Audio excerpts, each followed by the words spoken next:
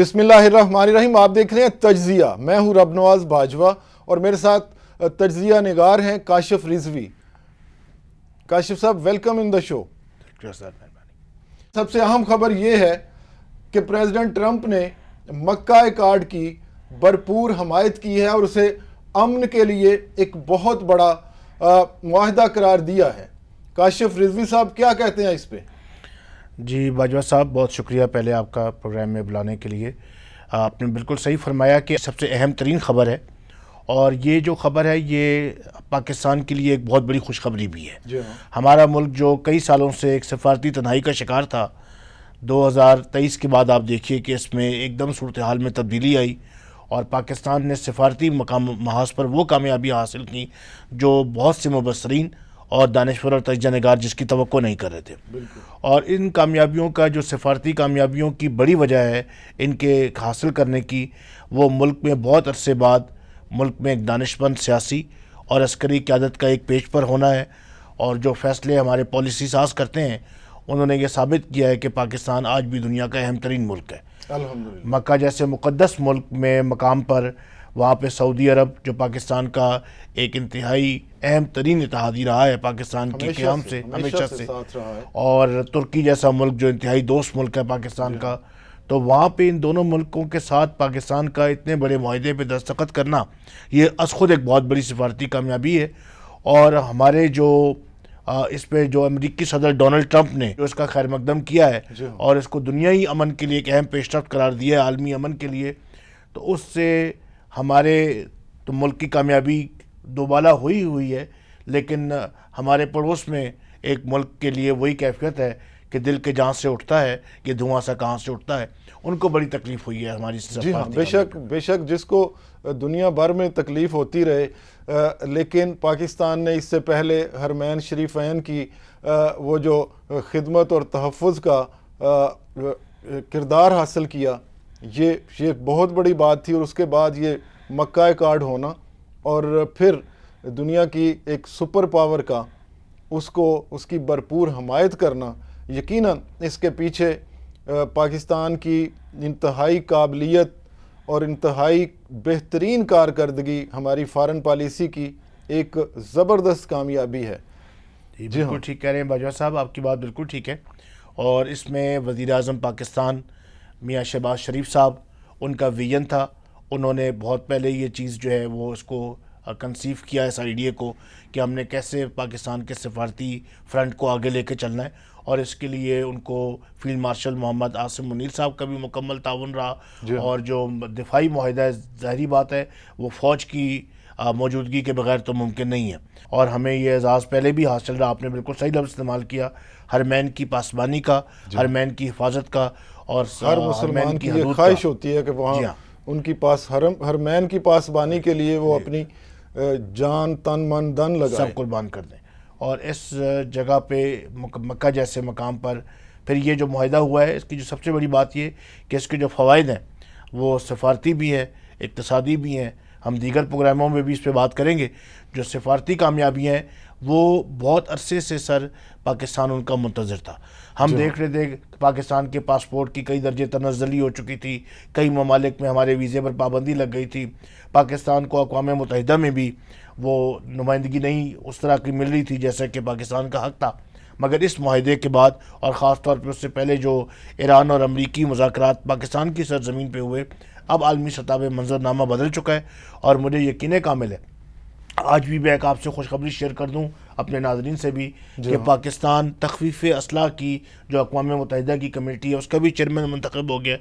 اور یہ کامیابیوں کا جو تسلسل ہے، مجھے یقین ہے کہ اب اس کے بعد یہ رکے گا نہیں، یہ جاری رہے گا. رضوی صاحب آپ نے بہت خوب کہا، کامیابیوں کا تسلسل جاری رہے گا انشاءاللہ. اور کیا کہتے ہیں کہ بہت سارے اسلامی ممالک پاکستان کی طرف دیکھ رہے ہیں اپنے تحفظ کے لیے، اپنی دوستی کو مضبوط کرنے کے لیے. اور اسلامی ممالک کا ہمارا ناطہ بھائیوں کا ہے.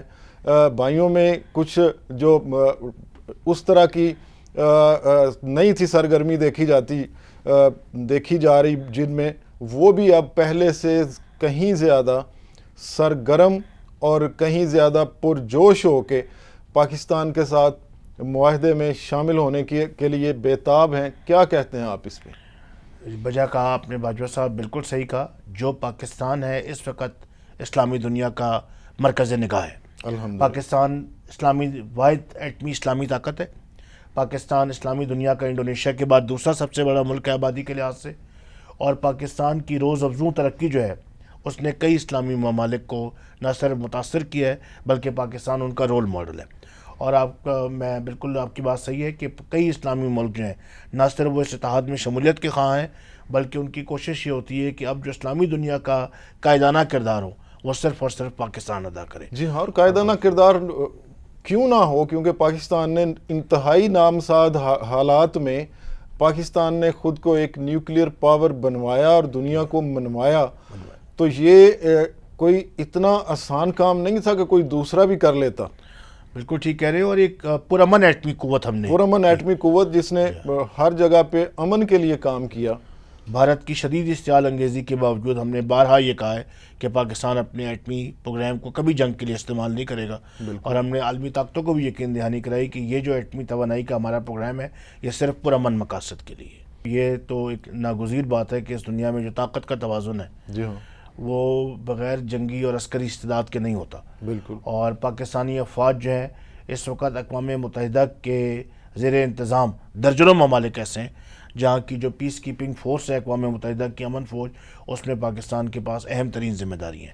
رضوی صاحب، آپ بات کر رہے تھے ہمسایوں میں وہ جو دھواں سا اٹھنے کی، تو یہ تو ان کی عادت ہے. کیا سوچ ہے اس کے پیچھے؟ ہندو ذہنیت کیا ہے؟ بالکل باجوہ صاحب، ہندوتوا سوچ جو ہے، جن سنگی سوچ جو ہے، اور یہ جو جن سنگی سوچ ہے انڈیا کی، یہ آج سے نہیں، یہ قیام پاکستان سے. ان کو پاکستان کا قیام ہضم نہیں ہوتا. وہ ان کا خیال یہ تھا کہ پاکستان جلدی دوبارہ بھارت میں شامل ہونے کی درخواست کرے گا اور اس ملک کا جو مستقبل ہے بڑا مخدوش ہے. لیکن الحمدللہ پاکستان نے ہر میدان میں ان سے زیادہ کامیابی حاصل کی ہے. اور ہماری افواج نے 1965 میں بھی کارگل میں بھی ان کو شکست دی اور ان کے سارے جو مذموم عزائم ہیں وہ ناکام بنا دی. اور ہم نے تو ہمیشہ امن کی کوشش کی ہے، لیکن ان کی یہ جو ہندوتوا تنگ نظری پہ ذہنیت ہے اس نے کبھی بھی بھارت کو امن کے لیے ہاتھ بڑھانے نہیں دیا. اور یہی وجہ ہے کہ وہ آج وہاں کے جو بھارت کے حالات ہیں جہاں پہ فرقہ واریت عروج پر ہے، وہاں پہ دوسرے مذاہب کے لیے جو حیات تنگ کر دی گئی ہے، نچلی ذاتوں کے لیے جو حیات تنگ کر دی گئی ہے، کشمیریوں پہ، آسام میں جو آزادی کی تحریک چلا رہے ہیں ان لوگوں پہ ایک مظالم کا سلسلہ جاری ہے جو ہندو ذہنیت کی مکمل عکاسی کرتا ہے. رضوی صاحب، یہ بتائیے کہ مکہ ایکارڈ جو ہے اس کے اثرات سعودی عرب، پاکستان اور ترکیہ پہ کیا دیکھ رہے ہیں؟ آپ نے اس پہ تھوڑی سی بات کی، میں چاہتا ہوں ذرا مزید وضاحت کر دیں. دیکھیں جی، سعودی عرب جو ہے یہ معاشی اعتبار سے مسلم دنیا کے امیر ترین ممالک میں سے ہے. جی الحمدللہ. پاکستانی ہر سال لاکھوں اور کروڑوں کی تعداد میں وہاں پہ حج اور عمرے کی سعادت حاصل کرنے جاتے ہیں. اس کے علاوہ سعودی عرب میں تقریباً 30 لاکھ پاکستانی جو ہیں وہ اپنا روزگار حاصل کر رہے ہیں. جی ہاں. اور ان میں ڈاکٹرز بھی شامل ہیں، انجینئرز بھی شامل ہیں، اور کئی ایسے کارکن جو انسکلڈ لیبر ہے، غیر ہنرمند افراد بھی، وہ بھی سعودی عرب میں کام کرتے ہیں اور اپنا روزگار حاصل کرتے ہیں. سعودی عرب پاکستان کے لیے ہر لحاظ سے ایک اہم ترین ملک ہے. جی ہاں. تو مجھے یقین ہے کہ اس معاہدے سے پاکستان میں اور سعودی عرب کے جو اقتصادی تعلقات ہیں ان میں بھی بہتری آئے گی. اور پاکستان اور سعودی عرب کے بعد جو اس میں تیسرا ملک ہے ترکی، جی ہاں. ترکی ہمارا RCD کے زمانے سے پاکستان کا اور اس کا اقتصادی تعاون جاری ہے. جی ہاں. دنیا میں سیاحتی اعتبار سے سب سے زیادہ حیثیت بھی ترکی کو حاصل ہے. ناظرین، اسی کے ساتھ ہی پروگرام تجزیہ سے اجازت دیجیے. اللہ نگہبان. زندہ باد پاکستان.